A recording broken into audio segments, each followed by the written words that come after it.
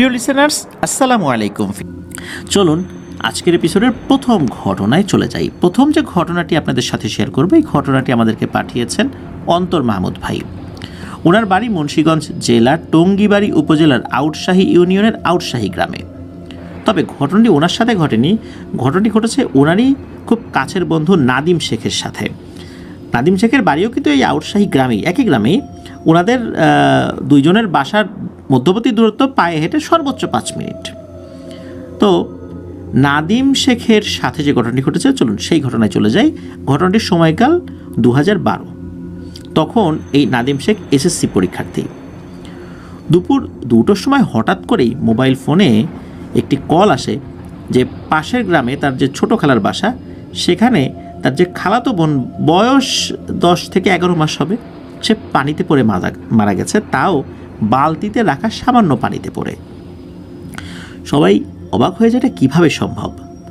বালতি তো কাত হয়ে পড়ে যাওয়ার কথা, আর বালতিটাও ছিল ছোট। বালতিটির মধ্যে মাথা ছিল নিচের দিকে আর পা ছিল উপরের দিকে। পুতুলের মতো ফুটফুটে সুন্দর এই বাচ্চাটি রাগ করলে লাল টকটকে শরীর হয়ে যেত, গায়ের রং এতটাই ফর্সা ছিল। খুব সুন্দর এই বাচ্চাটি এভাবে মারা যেতে পারে, সকলের কাছে এই বিষয়টি আসলে অবিশ্বাস্য মনে হচ্ছিল।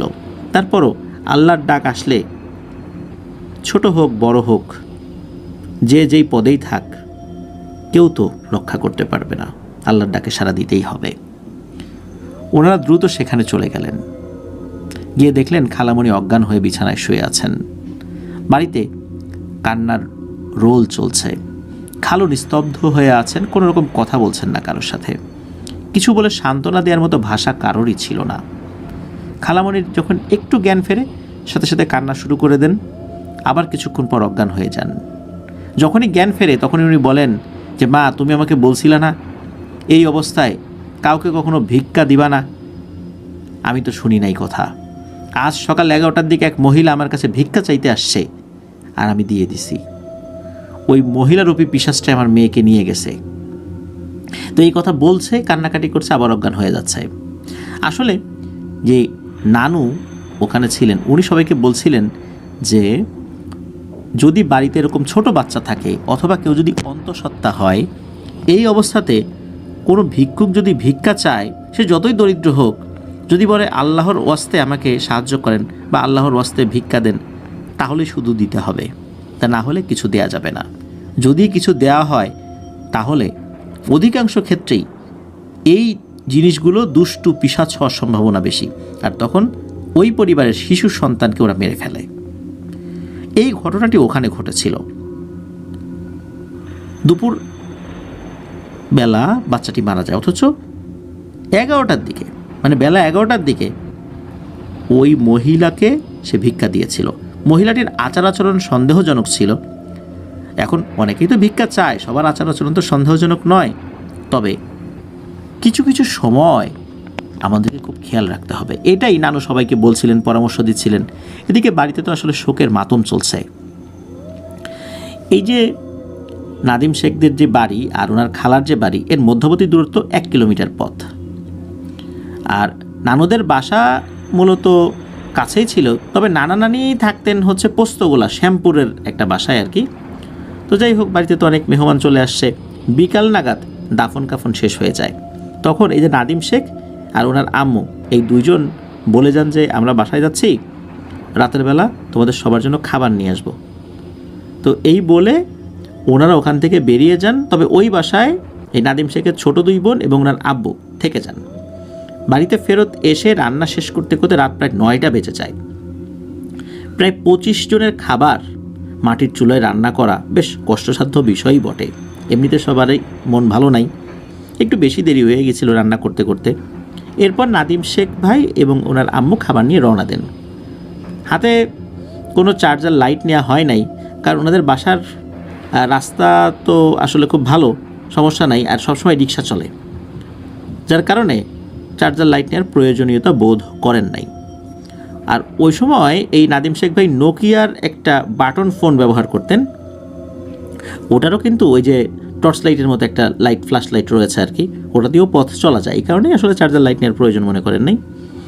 এদিকে বাড়ির থেকে বের হয়ে প্রায় 10 মিনিট দাঁড়ানোর পর কোনো রিক্সা না পাওয়ার পর ভাবলেন যে আসলে দেরি হয়ে গেছে, ফোন টোন পাওয়া যাবে না, রিক্সার পাওয়া যাবে না।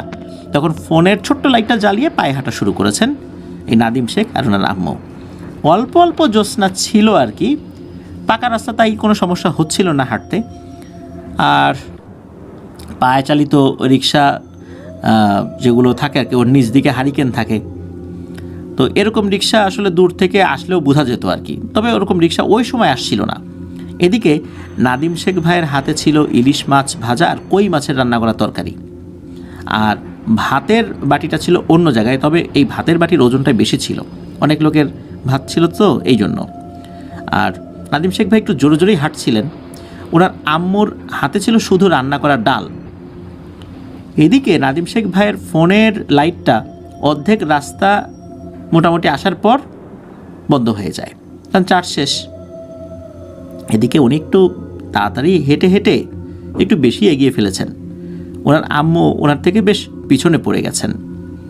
কিছু সময় পর উনি তাকিয়ে দেখছেন যে ওনার আম্মু পিছনে পড়ে যাচ্ছে, আবার একটু দাঁড়াচ্ছেন, ওনার আম্মু আবার হেঁটে ওনার কাছ পর্যন্ত আসছেন, আবার হাঁটা শুরু করছেন, আবার ওনার আম্মু পিছিয়ে পড়ে যাচ্ছেন, এইভাবে হাঁটছেন। মাথায় কিন্তু ভয়ের কোনো চিন্তা ওই সময় ছিল না। ছোটোবেলা থেকেই নাদিম শেখ ভাই বেশ সাহসী ছিলেন, ভয় ডর নিজের মধ্যে একটু কমই আসলে তার কাজ করত। ইলিশ মাছ ভাজা, কই মাছ ভাজা বা পিঠা খাওয়ার জন্য কিন্তু এই ভূত প্রেত কিন্তু বিভিন্ন সময় আসে রাস্তাঘাটে, এটা কিন্তু অনেক সময় শুনেছেন তারা। তবে যেহেতু একটা শোকের বিষয় তাদের মাথার মধ্যে ছিল, এইসব বিষয় ওনাদের মাথায় ওই সময় প্রেক্ষাপটে কাজ করছিল না। আর নাদিম শেখ ভাই ভাবলেন এখনও কি এসব আছে নাকি, চারদিকে এত আলো টালো, এখনও এসব কি চলে, এগুলো মনে মনে ভাবছিলেনও। এতক্ষণে ওনার আম্মু আবার ওনার সামনে চলে আসলেন। তো ওনারা দুজনই হাঁটছেন। ওখানে 3 রাস্তার একটা মোড় রয়েছে, ওনারা ওই মোড়টা একসাথেই পার করেন দুজনই। তো জায়গাটা বেশি ভালো না, ওই জায়গা কেন্দ্রিক বেশ কিছু ঘটনা রয়েছে, বেশ ভয়ঙ্কর ঘটনাই বটে। ওই জায়গাটা পার হলে একটি কাঠের মসজিদ নির্মাণ করা হয়েছিল একটু সামনের দিকে। তো বাইরে লাইট জ্বালানো ছিল, ফজর পর্যন্ত ওই লাইটটা জ্বালিয়ে রাখা হয়। রাস্তার আশেপাশে আর কোনো ঘরবাড়ি নেই। ওই মসজিদটা থেকে একটু আগালে হাতের বাম পাশে আছে একটি মহিলা মাদ্রাসা। ওইখানে যেতে আবার রাস্তা থেকে নৌকার প্রয়োজন, আর অনেক ঘরবাড়ি আবার ওই দিকটাতে রয়েছে। তো ওই দিক দিয়ে নৌকা পারাপার হওয়া যায় ওরকমটাই তার মনে আসছিল। হঠাৎ করে দেখতে পান দূর থেকেই একটি বোরকা পরা মেয়ে দাঁড়িয়ে আছে। একটু একটু চাঁদের আলোতে মোটামুটি স্পষ্টই দেখা যাচ্ছে।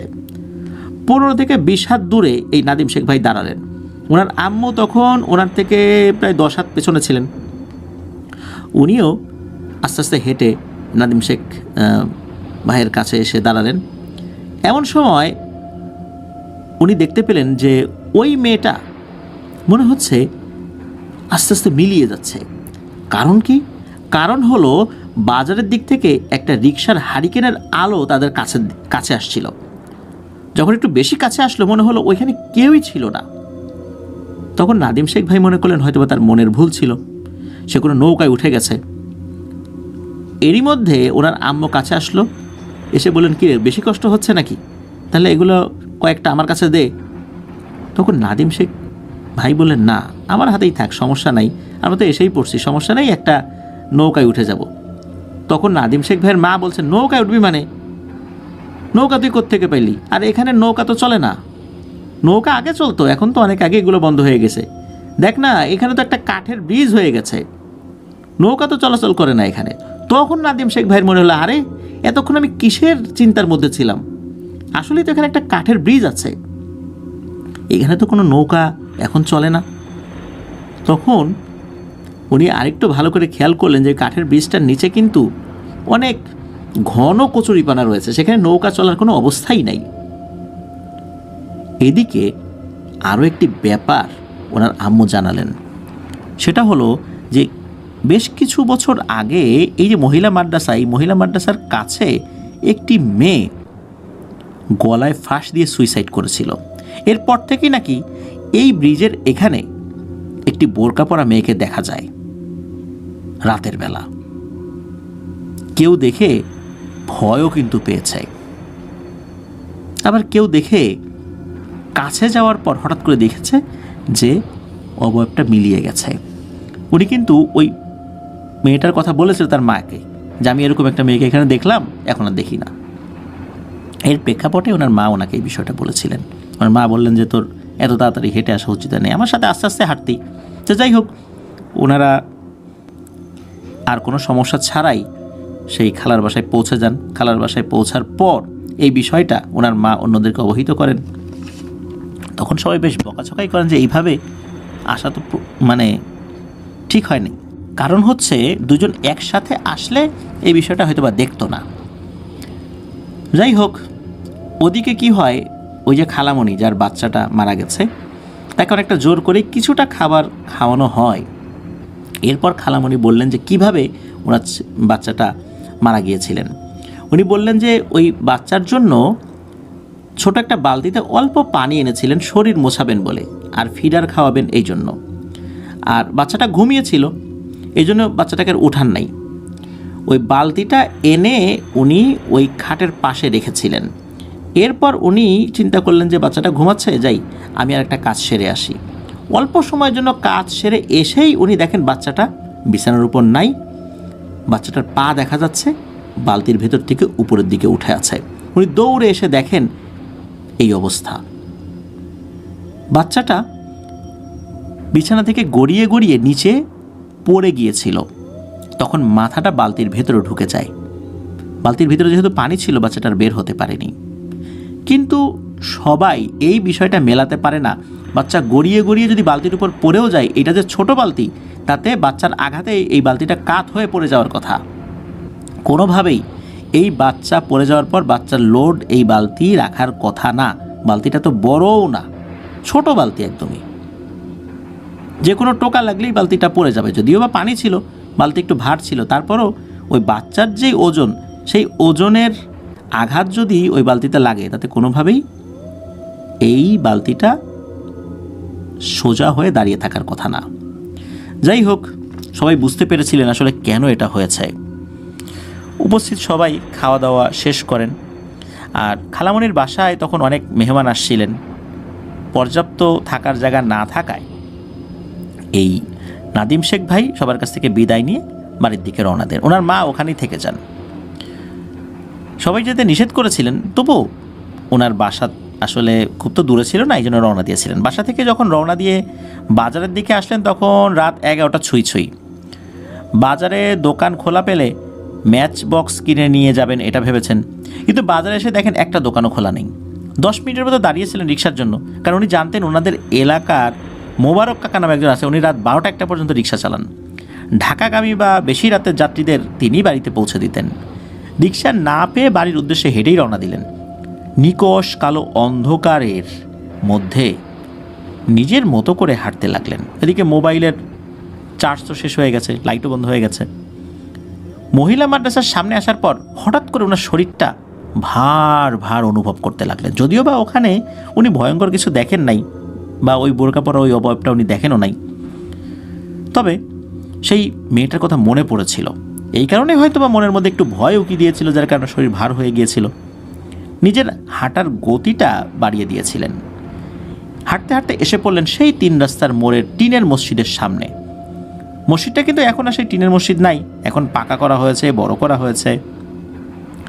মসজিদের গেটের বাইরের লাইটের নিচে কিছুক্ষণ দাঁড়িয়ে রইলেন, কারণ সামনে 3 রাস্তার মোড়। বাজার থেকে একটু সামনে আসলেন, তারপর উনি 3 রাস্তার 3 দিকে তাকিয়ে দেখেন এমন কালো অন্ধকার, কিচ্ছু দেখা যায় না। মনে হলো দুনিয়া সব অন্ধকার এসে পড়েছে এই 3 রাস্তার মোড়ে। একটু আগালেই হারিয়ে যাবেন এই অন্ধকারের মধ্যে, তাই সাহস পাচ্ছিলেন না সামনে আগানোর। টানা 10 মিনিটের মতো দাঁড়িয়েছিলেন যে কেউ আসলে তার সাথে চলে যাবেন।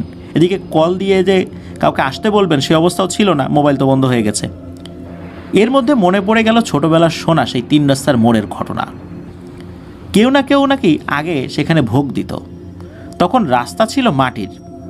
একবার সকালে স্কুলে যাওয়ার সময় উনি দেখেছিলেন কলা পাতায় মিষ্টি, আবার একদিন দেখেছেন কাটা ছাগলের মাথা, রক্তে রঞ্জিত হয়ে আছে সেই মাথা, আবার এক সময় দেখেছিলেন 5টা মুরগির মাথা, আবার মিষ্টি, তারপর পিঠা, এগুলো দেয়া হয়েছে ভোগ হিসাবে ওই 3 রাস্তার ওই মোড়ে। উনি রাতের বেলা যেহেতু ওখানে দাঁড়িয়েছিলেন কিছু সময়, এই সমস্ত বিষয় ওনার চোখের সামনে ভাসতে লাগলো আর মনের মধ্যে ভয়ও বাড়তে লাগলো। একটু আগাচ্ছেন সাহস করে, আবার পিছাচ্ছেন, কিন্তু এভাবে তো আর চলে না। এরকম করতে করতে রাত 11:40 মতো বেজে গেছে। 10 মিনিটের রাস্তা 30-40 মিনিটে শেষ করতে পারছেন না, চোখেও কিছু দেখছেন না। এমন সময় একটা রিক্সা পেছন থেকে আসলো আর ওনাকে বলল যে, এ বাপু এখানে কি করো, তাড়াতাড়ি বাড়ি যাও, এখানে বেশিক্ষণ দাঁড়িয়ে থাকা ঠিক না। আর রিক্সাওয়ালার মতো চলে যাচ্ছিলেন কোনো কথা না বাড়িয়েই। আর উনি কী করছেন, রিক্সার পেছনে দৌড় দিচ্ছেন যে, কাকা দাঁড়ান, আমাকে নিয়ে যান। কিন্তু সমস্যা হলো যে রিক্সাওয়ালা উনি ওনার মতো করে চলে যাচ্ছিলেন। এই নাদিম শেখ ভাইয়ের কোনো ডাক আসলে শোনেন নাই। চিন্তা করেছিলেন যে উনি যেদিকে যাবেন, মানে নাদিম শেখ ভাই যেদিকে যাবেন, ওইদিকে যদি রিক্সা যান, কোনোভাবে ওই রিক্সাকে জোর করে আটকে ওই রিক্সায় উঠবেনই। কিন্তু সমস্যা হলো কি, ওই রিক্সা চলে গেল আরেক সাইডে, ওই 3 রাস্তার মোড়ের আরেক সাইডে। যেই সাইডে গিয়েছেন ওই দিকে তার বাড়ি না, রিক্সা অন্য সাইডে চলে গেছে। মনে হচ্ছে রিক্সাওয়ালার বাড়ি ওই দিকেই হবে, যার কারণে সেও চলে গেছে তার বাড়িতে। এখন কি আর করা, বাধ্য হয়ে উনি ওনার বাড়ির দিকে দৌড় দিলেন। ওনার বাড়ির রাস্তাটা ছিল বাম দিকে, ওনার বাসার উদ্দেশ্য করে দিলেন এক দৌড়। তখন মনে হচ্ছিল কেউ ওনার পিছনে ছোটাছুটি শুরু করেছে। এটা হয়তো তার মনের ভুলই ছিল, বা ঠিকও হতে পারে। উনি ভয়ের চূড়ান্ত পর্যায়ে পৌঁছে যান, ক্লান্ত হয়ে একটা জায়গায় থেমে যান। যে জায়গায় থেমে যান ওখানে বারেক শেখ নামে একজনের বাড়ি ছিল। উনি এতটা ক্লান্ত হয়ে গিয়েছিলেন যে শ্বাস নিতেও কষ্ট হচ্ছিল। তো উনি যেখানে এসে দাঁড়িয়েছিলেন তার থেকে ওনার একটু সামনে একটা পুরনো বটগাছ রয়েছে। বটগাছের সামনে দিয়ে যাওয়ার সাহস করতে না পেরে এই বারেক শেখের বাড়ির সামনে কিছুক্ষণ দাঁড়িয়ে অবস্থান করলেন। ওই যে বটগাছটা, এটা নিয়েও কিন্তু বেশ কিছু ঘটনা রয়েছে। 2004 সালে এই পাশের এক বাড়ির কাকা, তার নাম হলো সানাউল্লাহ, উনি এই যে বটের পাতা পড়ে তার ফসলের জমি নষ্ট হয়, এই কারণে উনি ওই বট গাছের ডাল কাটার সিদ্ধান্ত নিলেন, যেই ডালগুলো ওনার জমির উপর এসে পড়ে বা ঝামেলা করে। তো উনি একটা ডাল কাটেনও, সময়টা বেলা 11টা এরকম। তো ডাল কাটার পর কোনো সমস্যা ছাড়াই সারাদিনের কাজ শেষ করেন। কিন্তু পরদিন সকালবেলা উনি যখন ঘুম থেকে ওঠেন, ওঠার পর উনি আর কথা বলতে পারেন না, প্রচণ্ড জ্বর, ওনার বাকশক্তি হারিয়ে যায়। তিনি প্রায় 20-25 দিন কোনো কথাই বলতে পারেন নাই। অনেক হুজুর ঝাড়ফুঁক করিয়ে তারপর এই বটগাছের ওখানে গিয়ে মাপটাপ চেয়ে নাকি ইশারা ইঙ্গিতে মাপ চেয়েছে, যার ডাল কাটবো না, অন্যায় হয়ে গেছে। এরপর নাকি উনি বাকশক্তি ফিরে পান এবং স্বাভাবিক জীবনে ফেরত আসেন। এখন উনি স্বাভাবিক জীবনেই আছেন। এরপরে 2009 সালে আরও একটি ঘটনা ঘটেছিল, যখন এই নাদিম শেখ ভাই ক্লাস 8-এ পড়তেন। বটগাছের সামনের বাড়ির এক মহিলা, যিনি ছিলেন অন্তঃসত্ত্বা, রাত্রে তার ওয়াশরুমে যাওয়ার দরকার হয়।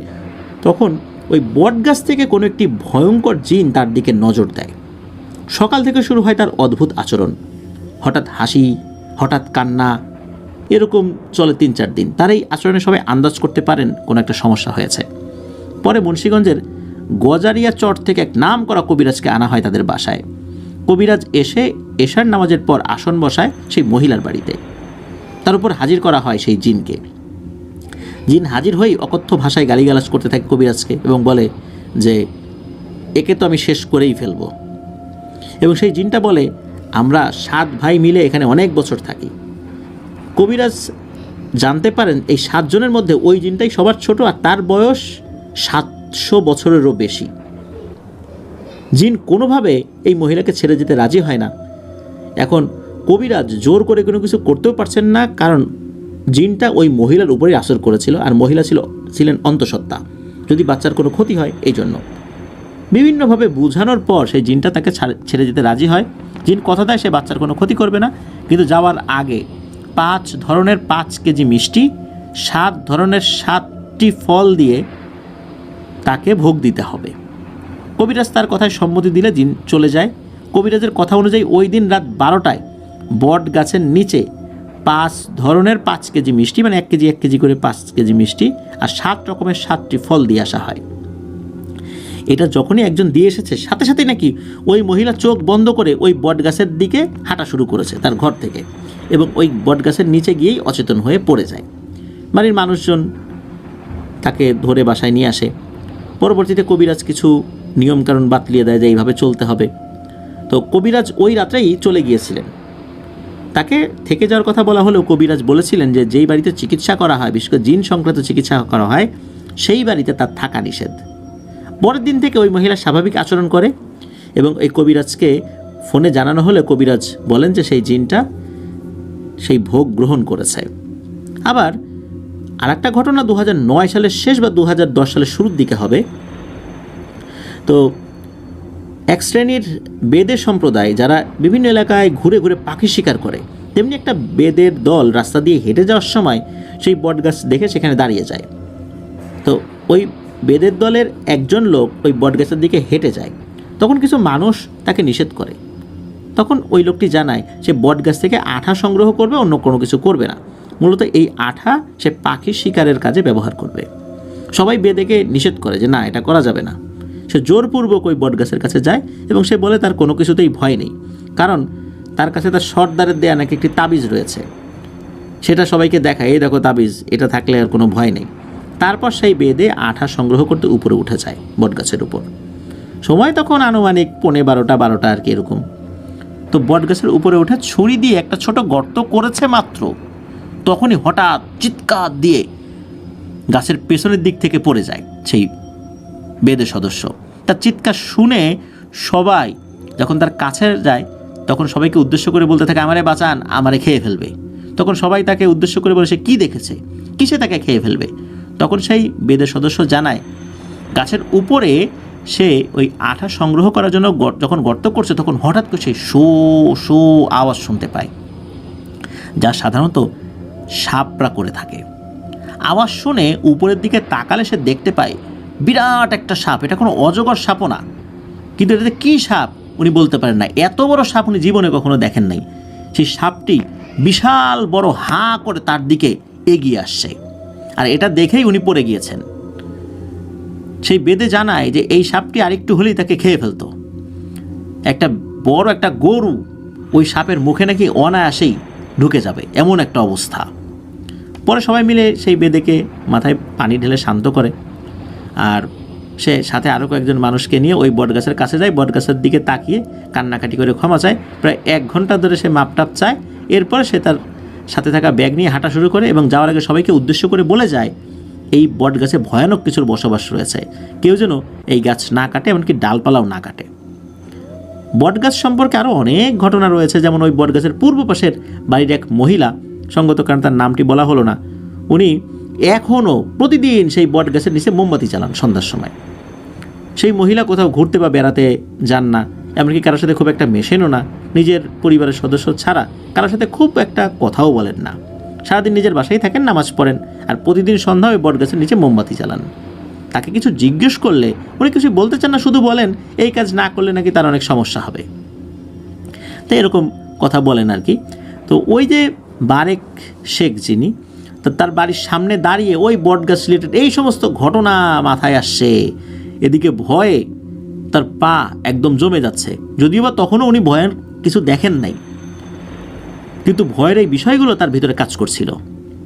উনি চিন্তা করছেন যে এখানে আর কিছুক্ষণ অবস্থান করলে হয়তো ভয়ে ওনার প্রাণ চলেই যাবে। উনি আল্লাহর নাম স্মরণ করে আল্লাহ আল্লাহ করতে করতে নিজের শরীরে যতটুকু শক্তি ছিল তা পায়ের মধ্যে সঞ্চয় করে বাড়ির দিকে দিলেন এক দৌড়। ওনার বাড়ির সাথে একটা ছোট ব্রিজ রয়েছে, সেখানে এসে থামলেন। ব্রিজ থেকে ওনার কাকার বাড়ির বাইরের লাইটটা দেখা যায়।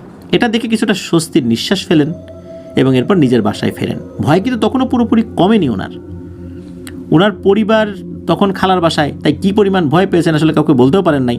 বাসায় ফিরে ক্লান্ত শরীর নিয়ে নিজের রুমে চলে গেলেন। বলে রাখা ভালো, ওনার রুম ছিল আলাদা ছোট একটা বেশ ছিমছাম একটা ঘর আর কি। তো উনি একাই ঘুমাতেন ওনার রুমে, ওনার মা বাবা, ওনার ছোট 2 বোন ঘুমাতেন অন্য ঘরে। তো ওনার ঘর আর ওনার মা বাবার ঘর ছিল মুখোমুখি। এতটাই ক্লান্ত ছিলেন যে উনি ফ্রেশ না হয়ে শুয়ে পড়েন নিজের বিছানায়, আর স্মরণ হতে থাকে আজকের যে সমস্ত ঘটনাগুলো সেগুলো। এদিকে লাইট অফ করে দোয়া দরুদ পাঠ করে আল্লাহর নামে জিকির করতে থাকেন চোখ বন্ধ করে। 10 থেকে 15 মিনিট পর ওনার ঘরের পূর্ব পাশে টিনের বেড়ার মধ্যে ধপাস করে একটা শব্দ হয়। মনে হচ্ছিল যে ওই টিনের বেড়ার উপর কেউ থাপ্পড় দিয়েছে বা ভারী কিছু দিয়ে আঘাত করেছে। টিনের বেড়ার উপর যদি এরকম ভারী কিছু দিয়ে আঘাত করা হয় কেমন জোরে শব্দ হয়, এটা কিন্তু যারা শুনেছেন তারা অনেকেই অবগত আছেন। উনি মনকে সান্ত্বনা দিন, হয়তো বা কোনো বিড়াল আওয়াজ করেছে বা কোনো কিছু হয়তো বা আঘাত লাগতেই পারে। অনেক সময় রাতের বেলা কুকুর দৌড়াতে পারে বা শেয়াল দৌড়াতে পারে, অনেক সময় টিনের বেড়ার সাথে এসে ধাক্কা খায়, তখন এরকম শব্দ হতে পারে। তাই এটাই উনি মনের মধ্যে আর কি চিন্তা করেছেন আর কি। কিন্তু ভয় কিন্তু মনের একটা কোণে থেকেই গেল। কি আর করা, উনি লাইট অন করে ঘরের টিভি ছেড়ে দিয়ে, ওনার রুমে টেলিভিশন ছিল, উনি শুয়ে রইলেন। আনুমানিক রাত 1:30টার দিকে ওনার বাবার কণ্ঠ শুনতে পেলেন। বেশ কয়েকবার ডাকাডাকির পর উনি গেট খুলে ওনার বাবাকে দেখলেন, মনের সাহস ফিরে পেলেন। ওনার বাবা বলল যে ওখানে তো অনেক মেহমান আসছে, ঘুমানোর জায়গা না পেয়ে উনি বাসায় চলে আসছেন। তবে ওনার বাসায় আসার পথে কোনো সমস্যা হয়নি। এদিকে ঘরে লাইট জ্বালানো, টেলিভিশন অন করা, এটা দেখে ওনার বাবা রাগারাগি করতে লাগলেন যে একটা বাড়িতে একটা বাচ্চা মারা গেছে, তুই টেলিভিশন অন করে শুয়ে আছিস। তখন এই নাদিম শেখ ভাই বললেন যে কেন উনি আসলে ঘরের লাইট অন করে টেলিভিশন চালিয়ে শুয়ে আছেন আর কি। সব ঘটনা বললেন।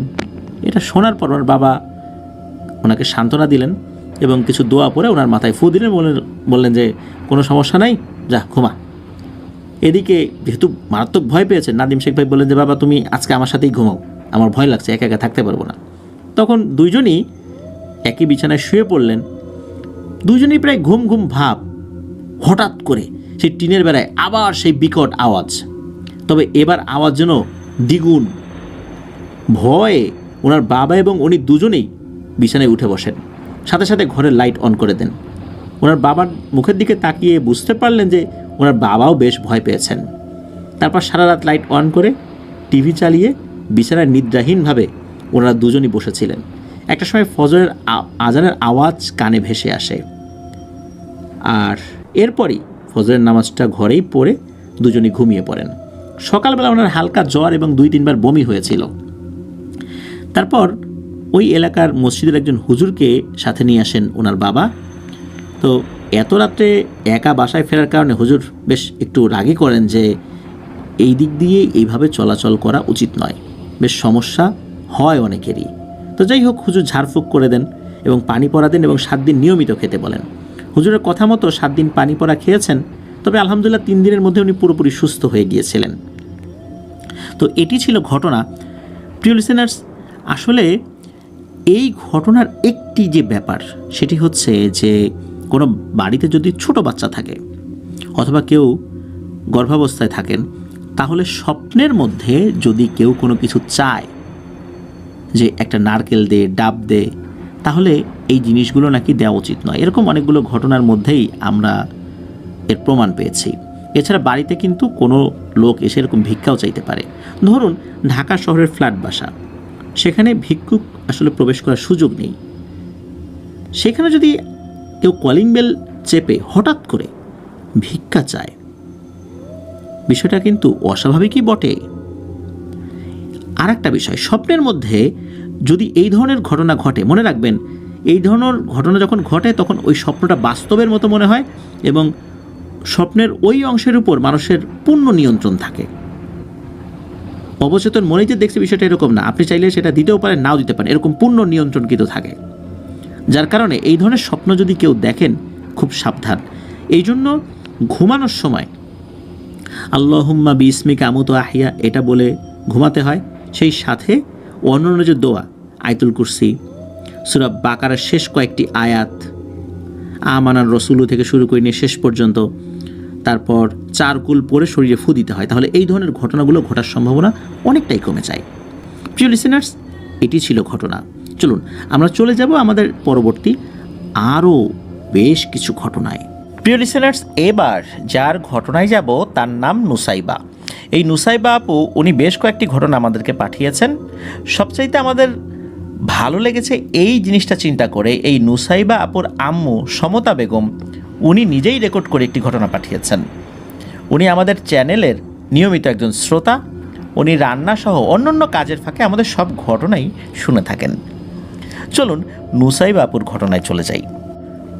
প্রথম যে ঘটনাটি আপনাদের সাথে শেয়ার করব, এই ঘটনাটি যখন ওনার আম্মুর সাথে ঘটে তখন ওনার আম্মুর বয়স 7 কি 8 হবে। এখন তার বয়স 53-54 এরকম হবে আর কি। তো ওই সময়ে সিজনটা ছিল আমের সিজন। আম কিন্তু তখনও যে খুব পেকেছে বিষয়টা এরকম না, মানে পাক ধরবে এমন আর কি। খুব ভোরে আজানের পরপরই ওনাদের এলাকার অনেকেই বাসা থেকে বেরিয়ে যেতেন আম কুড়োবে বলে। আর ওই সময়ে আম কুড়ানোর জন্য কিন্তু শুধু যে ছোট ছোট বাচ্চারা বের হতেন বিষয়টা এরকম না, অনেক বড় মানুষও বের হতেন। তো এই নুসাইবা আপুর আম্মুর আপন চাচাতো ভাইয়ের একজনের নাম হচ্ছে আলী মিয়া আর একজনের নাম হলো মাহমুদ। তো এই দুইজন একসাথে কিন্তু আম কুড়োতে বের হতেন। সেই কাক ডাকা ভোরে তারা বের হয়ে যেতেন, বিভিন্ন বাগানে ঘুরে বেশ আম সংগ্রহ করতেন। তখন এই দুইজনের বয়স ছিল 10 কি 12 বছর। তো ওনারা যে খুব যে বড় ছিলেন তা তো না, তারাও তো ছোট মানুষই। ওনারা যখন আম কুড়িয়ে ফিরতেন তখন এই নুসাইবা আপুর আম্মু সমতা বেগম উনি ঘুম থেকে উঠে যে আম কুড়োতে যাবেন ততক্ষণে তো সব আম কুড়িয়ে অন্যান্যরা নিয়ে গেছে। তখন উনি কী করতেন, এই দুই চাচাতো ভাই এই আলী মিয়া আর মাহমুদের কাছে বলতেন যে ভাই আমারে একটা আম দে না। এরা আবার বলতো এত কষ্ট করে আম কুড়িয়ে আনছি কি তোকে দেওয়ার জন্য নাকি, যা পারলে নিজে কুড়িয়ে আন। এখন আসলেই তো তারা তো ছোট মানুষ, কুড়িয়ে আনছে এত কষ্ট করে, চাইলে দেবে কেন? তো তারাও আসলে ওইভাবে দিত না, বা কখনো কখনো দিত। তো একবার ওনার কাছে মনে হলো যে যা আমি নিজেই আম কুড়োতে যাব, কিন্তু একা একা আম কুড়োতে যাব সেই ভোরবেলা অন্ধকার থাকতে ভয় লাগবে তো, আর এটা তো পরিবারকে বললেও রাজি হবে না।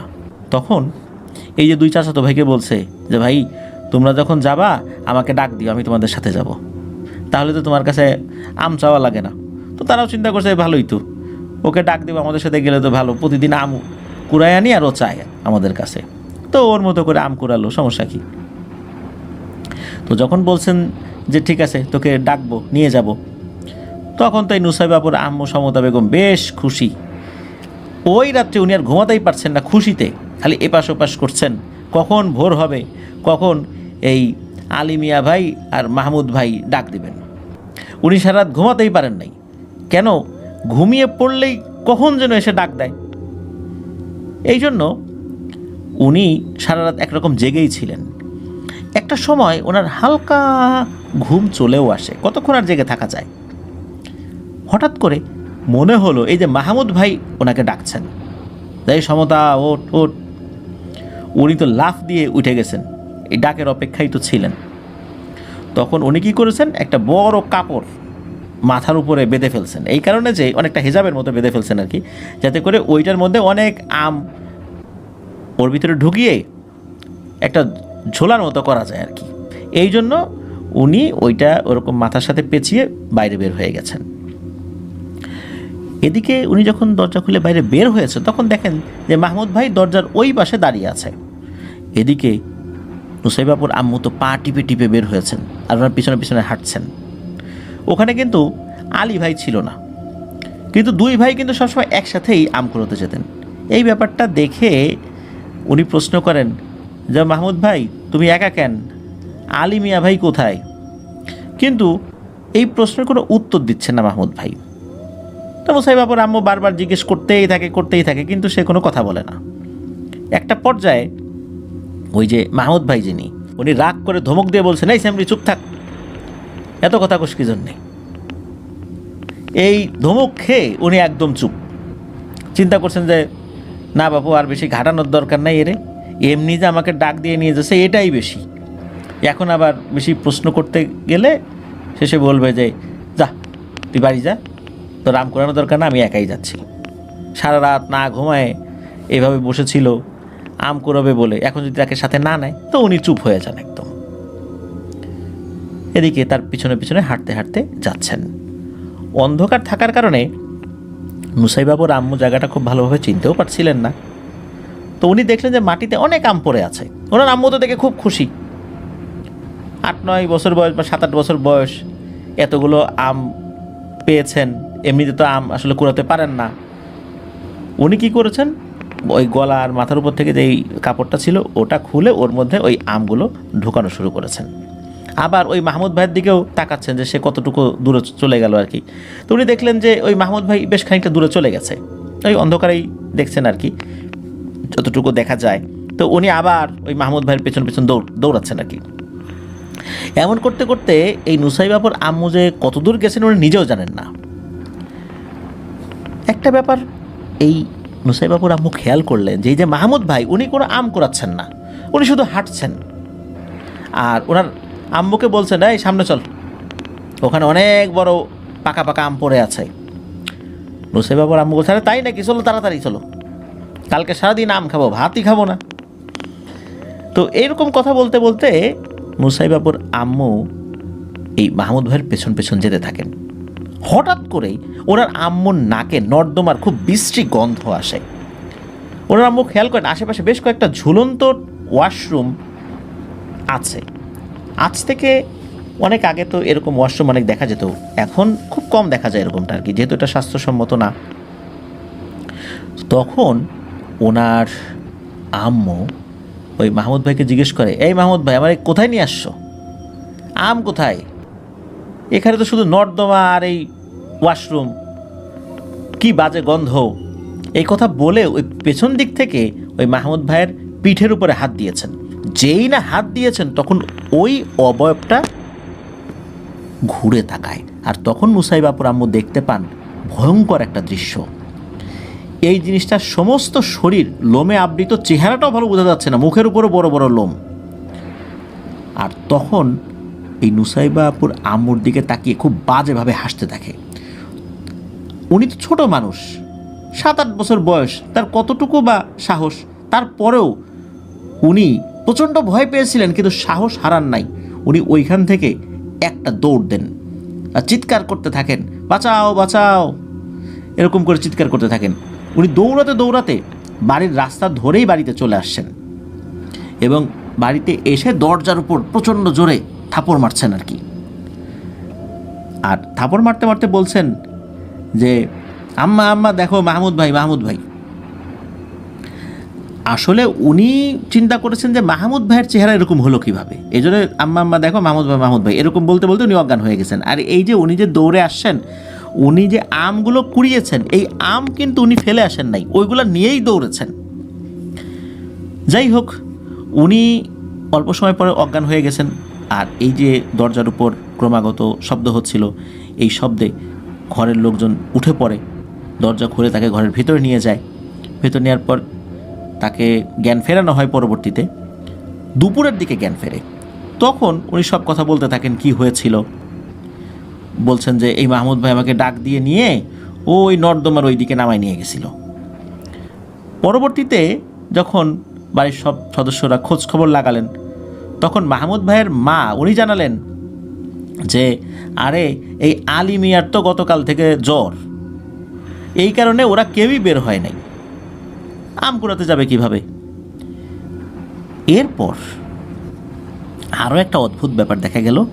এই যে নুসাইবাপুর আম্মু যে আমগুলো কুড়িয়ে এনেছিলেন, এইগুলো আসলে বড় বড় মাটির ঢেলা ছিল বা ঢিল ছিল, ওটা আসলে কোনো আম ছিল না। ওই দিন ভালো একজন হুজুরকে বাড়িতে ডেকে নিয়ে আসা হয়। উনি সব কিছু পরীক্ষা নিরীক্ষা করে কিছু সময় পর জানালেন মূলত ভয়ঙ্কর এক রক্ত পিশাচের কবলে পড়েছিলেন উনি। আল্লাহর অশেষ রহমতে বেঁচে ফিরতে পেরেছেন। সাধারণত এই ধরনের রক্ত পিশাচের খপ্পরে পড়ার পর মানুষ বাঁচতে পারে না। তো যাই হোক, উনি নাকি এটাও বলেছিলেন যে এই রক্ত পিশাচকে বন্দি না করলে ওই জিনিসটা আবার আসতে পারে। হুজুর তার প্রক্রিয়াতে নাকি ওই পিশাচটাকে বোতলবন্দি করেছিলেন, কিন্তু বোতলবন্দি করার পর উনি কী করেছিলেন এটা জানা যায় না। তবে এরপরে ওনার আম্মুর সাথে এই পিশাচ রিলেটেড সমস্যা ওইভাবে আর হয়নি। তা এটাই ছিল ঘটনা। চলুন আমরা চলে যাব নুসাইবাবুর পাঠানো পরবর্তী আরও একটি ঘটনায়। প্রিয় লিসেনার্স, এবারের ঘটনাটিও নুসাইবাবুর মায়ের সাথে ঘটে যাওয়া। শুরু থেকে কয়েকটি তথ্য না বললে বুঝতে একটু সমস্যা হতে পারে, এই জন্য বলে নিচ্ছি। ওনার মায়ের বিয়ে হয় এখন থেকে প্রায় 36 বছর আগে। ওনার বড় 6টা ভাই, এর মধ্যে 2জন মারা গেছেন। ওনাদের মৃত্যু নিয়েও বেশ কিছু ঘটনা রয়েছে, পর্যায়ক্রমে তিনি আমাদেরকে জানাবেন বলেছেন। আর বাকি 4জন আলহামদুলিল্লাহ ভালো আছেন। সবার শেষে এই নুসাইবা আপুর জন্ম। ওনার যে ছোট ভাই, মানে ভাইদের মধ্যে যিনি ছোট, তার থেকেও এই নুসাইবা আপু 6 বছরের ছোট। এবার আসি ঘটনায়। ওনার আম্মুর তখন নতুন বিয়ে হয়েছে। ওই সময় ওনার মা, বাবা, চাচা, চাচি, ফুপি যারা ছিলেন আর দাদা, দাদি সবাই মিলে ওনাদের পুরনো বাড়িতে থাকতেন। ওনার দাদা ছিল মসজিদের মুয়াজ্জিন। শুধু মুয়াজ্জিন না, ইমামতির দায়িত্ব পালন করতে হতো আর কি। সাধারণত মসজিদগুলোতে আলাদা আলাদা ইমাম, মুয়াজ্জিন, খাদেম রাখাটা মসজিদ কমিটির জন্য বা এলাকাবাসীর জন্য একটু কষ্টই হয়ে যেত। এই জন্য দেখা যেত অধিকাংশ মসজিদগুলোতে একজন ব্যক্তি একাধিক দায়িত্ব পালন করতে বাধ্য হতেন। তো এই যে নুসাইবা আপুর দাদা, উনি যে শুধু এই মসজিদের ইমাম, মুয়াজ্জিন, খাদেম এই দায়িত্ব পালন করতেন বিষয়টা এরকম না, পাশাপাশি উনি পশু পালন করতেন, মানে গরু পালনে ওনার বেশ একটা আগ্রহ ছিল আর কি। ওনার বাবা চাচারা, মানে নুসাইবা আপুর বাবা চাচারা ছিলেন 3 ভাই 3 বোন। ভাইদের মধ্যে ওনার বাবা হচ্ছে মেঝো। সে সময় 3 ফুপুর মধ্যে 2জনেরই বিয়ে হয়ে গেছে। তারপর নুসাইবা আপুর বাবাকে বিয়ে করানো হয়। তো বাড়ির কিছুটা দূরেই ধলেশ্বরী নদী। তখনকার সময় ঘরে ঘরে কিন্তু এরকম টিউবওয়েল অথবা পানির ভালো কোনো ব্যবস্থা ছিল না। নদী অথবা পুকুরই ছিল বিভিন্ন কাজের জন্য পানির অন্যতম উৎস। গরুকে পানি খাওয়ানো, তারপরে গোসল করা, বাসার বিভিন্ন কাজ করা, এগুলোর জন্য নদী বা পুকুরের উপরই তারা নির্ভর করতেন। তো নদী বাসার কাছাকাছি হওয়াতে নুসাইবা আপুর আম্মু বিয়ের পরে বেশ কিছু কাজের জন্য নদীতে উনি যেতেন। গরুকে পানি খাওয়ানোর জন্য মাঝে মাঝে উনি নিজেও যেতেন। আর পানি আনার জন্য তো নদীতে যেতেই হতো। তবে নুসাইবা আপুর দাদার কড়াকড়ি একটা নির্দেশ ছিল, দিনের বেলা যেহেতু নদীতে ট্রলার, নৌকা এগুলো চলতো, অনেক লোকজনই সেখানে থাকতো, তাই বাড়ির কোনো নারী সদস্য যেন দিনের বেলা নদীতে না যায়। ভোরের আলো ফোটার আগেই তারা যেন পানির সব রকমের চাহিদা পূরণ করেন। আর তারপরে যদি পানি লাগে সেক্ষেত্রে পুরুষ সদস্যরা সেই দায়িত্ব পালন করবেন। বাড়ির কোনো নারীকে যেন বাইরের কোনো পুরুষরা দেখতে না পান, এই জন্যই নুসাইবা আপুর দাদার বেশ কড়া নির্দেশনা ছিল। এমনই একটা দিন, সেদিন ছিল ভরা পূর্ণিমা। এদিকে নুসাইবা আপুর বড় চাচি একটু অসুস্থ ছিলেন। এই কারণে নুসাইবা আপুর আম্মুর মাথায় একটা টেনশন ছিল, যেহেতু বড় চাচি অসুস্থ আর তার কাজগুলো নুসাইবা আপুর আম্মুকে করতে হবে, আবার পানি একবার না 2বারের জন্য আনতে যেতে হবে। যদি কোনো কারণে সকাল হয়ে যায় তাহলে তো আর একটা ঝামেলা হবে। এই সমস্ত চিন্তা করে ওনার ঠিকমতো ঘুম হচ্ছিল না। হঠাৎ ওনার আম্মু চোখ খুলতেই তাকিয়ে দেখেন টিনের ফাঁকা দিয়ে আলো আসছে। ওনার আম্মু লাফ দিয়ে ঘুম থেকে উঠে ভাবেন, হায় হায়, কি হলো, সকাল হয়ে গেল নাকি? ওনার আম্মু খুব তাড়াহুড়ো করে ঘড়ি না দেখেই কলস নিয়ে বেরিয়ে যান পানি আনার জন্য। কিন্তু চারদিকের পরিবেশটা একদম থমথমে ছিল। নদী পাড়ের বালুগুলো চিকচিক চিকচিক করছিল দিনের আলোর মতো। চারদিকের সব কিছুই পরিষ্কার দেখা যাচ্ছিল। কাজের টেনশনে আবার ভোর হয়ে গেল কিনা এইসব ভাবতে ভাবতে ওনার মনে আসলে কোনো ভয় কাজ করছিল না। ওনার মনে তখন একটাই ভয়, যে কেউ চলে আসলো নাকি আবার আশেপাশ থেকে, কেউ যদি দেখে ফেলে আর ওনার শ্বশুরের কানে যায় তাহলে তো সর্বনাশ। কিন্তু চারদিক এমন শুনশান নীরব হয়েছিল যে অনেক দূরের কোনো শব্দ মনে হচ্ছে কানে অনেক জোরে আওয়াজ করছিল। হঠাৎ করে নুসাইবা আপুর আম্মু ঠক ঠক ঠক এরকম শব্দ শুনতে পান। ওনার আম্মু ভাবেন নদীতে হয়তোবা কোনো নৌকা বা লঞ্চ এগুলো চলাচল করছে। অনেক সময় ইঞ্জিন স্টার্ট দিলে প্রথমে ঠক ঠক ঠক এরকম একটা আওয়াজ হয়ে তারপর স্টার্ট নেয়, এরকম কোনো কিছু কিনা। কিন্তু ওনার এই ধারণাটা ভুল হয়ে গেল। উনি দেখতে পেলেন উনি যেই পথ ধরে এসেছেন সেই পথের থেকেই একটু দূরে 2টো গরু মারামারি করছে, শিং দিয়ে গোতাগুতি করছে, এবং ওই গোতাগুতির শব্দটাই ঠক ঠক হয়ে ওনার কানে আসছে। অবাক করা ব্যাপার হলো, এরা মারামারি করতে করতে এই নুসাইবা আপুর আম্মুর দিকেই এগিয়ে আসছিল। এদিকে ওনার আম্মু জোরে জোরে হাঁটছিল আর মনে মনে ভাবছিল, এত এই সময়ে এই গরুগুলো কোত্থেকে ছুটে আসছে। আর গরুগুলোর সাইজও ছিল বেশ বড়। এত বড় গরু উনি আসলে আগে কখনো দেখেন নাই। গরু আবার এত বড় হয় নাকি? উনি চিন্তা করছেন যে ঠিক দেখছেন না ভুল দেখছেন, কিন্তু না, ঠিকই তো। হঠাৎ করে কি হয়, ওরা নিজেদের মধ্যে মারামারি বন্ধ করে হাঁটতে হাঁটতে নুসাইবাপুর আম্মুর দিকে এগিয়ে আসতে থাকে। আর তখন ওনার আম্মু 1 পা 2 পা করে পিছন দিকে হাঁটতে থাকে। হঠাৎ করে আবার এই দুটো গরু নিজেদের মধ্যে মারামারি শুরু করে। এটা দেখে তো নুসাইবাপুর আম্মু বেশ ভয় পাচ্ছিলেন। ভূতের ভয় পাচ্ছিলেন বিষয়টা এরকম না, এত বড় গরু যদি ওনাকে এখন এসে ধাক্কা দেয়, শিং দিয়ে গুঁতো দেয়, তাহলে তো উনি মারাত্মকভাবে আহত হবেন বা মারাও যেতে পারেন। আর এই মুহূর্তে আশেপাশে কেউ নাই, কি করবেন উনি? ওনার খুব কান্না পাচ্ছিল। এমন সময় উনি বলে ওঠেন, কেউ আছেন আশেপাশে, আমাকে একটু সাহায্য করবেন? একবার বলেছেন শুধু, হঠাৎ করে কোত্থেকে যেন বেশ লম্বা জুব্বা পরা, সাদা দাড়ি, মুখে এক অসাধারণ সুন্দর চেহারার একজন মানুষ এসে ওনার সামনে দাঁড়ান। হঠাৎ করে এই লোকটাকে দেখে নুসাইবাপুর আম্মুর খুব ইতস্তত বোধ হচ্ছিল। ভেবেছিলেন যে ইনি হয়তো মসজিদের ইমাম হবেন, কিন্তু ওনাকে দেখে তো এই এলাকার লোক বলে মনে হচ্ছে না। শুধু এই এলাকার লোক না, উনি এই এলাকায় তো নতুন বিয়ে হয়েছে, সবাইকে চেনেন, বিষয়টা এরকম না, কিন্তু গ্রামের মানুষের পোশাক আশাক চেহারা যেরকম হয় তার সাথে এটা মিলছিল না। এটা দেখে ওনার মনে হচ্ছিল যে এই এলাকার লোক উনি না।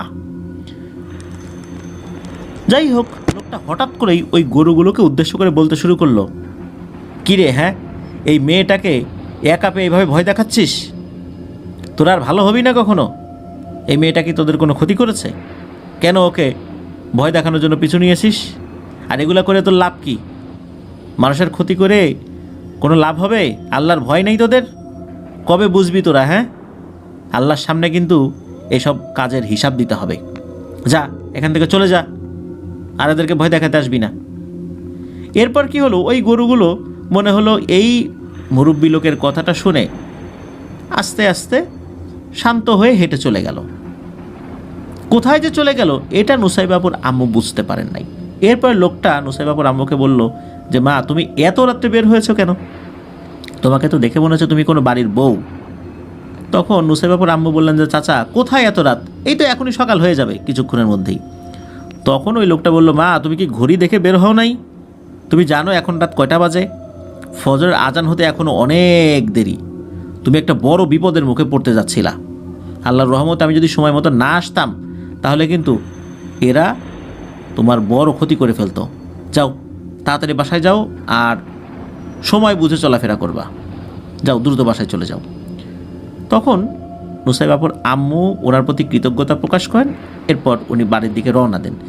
কয়েক কদম যাওয়ার পর আবার কি মনে করে পেছন দিকে তাকিয়ে দেখেন কেউ নাই। এরপর উনি এক দৌড়ে বাসায় চলে আসেন। বাড়িতে এসে উনি ওনার যেই ঘরটা আর কি, যে ঘরে ওনার হাজব্যান্ড শুয়েছিলেন, মানে নুসাইবাপুর বাবা শুয়েছিলেন আর কি, ওইখানে ডাকাডাকি করছেন। হঠাৎ করে এরকম ডাকে নুসাইবাপুর বাবা তো ধর্মর করে লাফ দিয়ে উঠছেন। এ কী হলো, কী হলো, এত রাতে ডাকাডাকি করছো কেন? পাগল হয়ে গেছো নাকি? তখন নুসাইবাপুর বাবা দেখলেন যে নুসাইবাপুর আম্মু ঘেমে একাকার, খুব ভয় পেয়েছেন বলে মনে হচ্ছে আর কি। তখন নুসাইবাপুর আব্বা বা নুসাইবাপুর বাবা নুসাইবাপুর আম্মুকে জিজ্ঞেস করেন, কী হয়েছে তোমার? তখন নুসাইবাপুর আম্মু বলেন, যে দেখো তো ঘড়িতে কয়টা বাজে। তখন বালিশের পাশ থেকে ঘড়িটা নিয়ে, একটা হাত ঘড়ি ছিল আর কি, ওটা নিয়ে বললেন যে এখন তো 2:27। তখন নুসাইবাপুর আম্মুর বুকটা ধস করে ওঠে।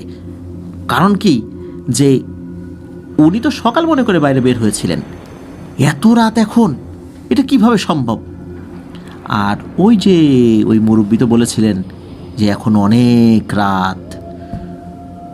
উনি ওই সময় বিষয়টা বলেন নাই, তবে এতটুকু বলেছিলেন যে উনি সময় না বুঝে পানি আনতে গিয়েছিলেন। তাই উনি আবার যখন বুঝতে পেরেছেন দ্রুত চলে আসছেন। তো ওই সময় ওনার বাবা অনেক রাগ করেন আর কি, যে তুমি দেখো নাই মাথার পাশেই তো ঘড়ি, ঘড়ি দেখে বের হবে না?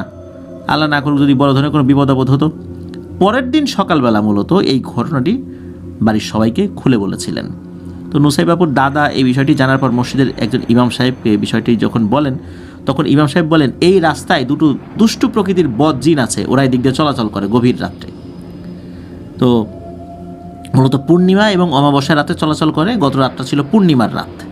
তো ওই সময় যখন উনি সময় ভুলে ওই দিক দিয়ে যাচ্ছিলেন, তখন ওরা ওনার ক্ষতি করার জন্য এসেছিল। আর ওই সময়ে একজন আল্লাহওয়ালা পরহেজগার জিন ওই রাস্তা দিয়ে যাচ্ছিলেন।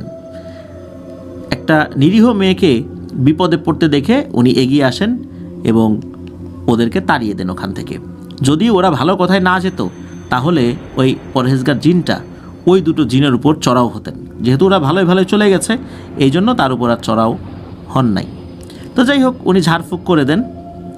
তো ওই ঘটনাটা এখানেই সমাপ্তি হয়ে যায় আর কি। তো এটাই ছিল ঘটনা।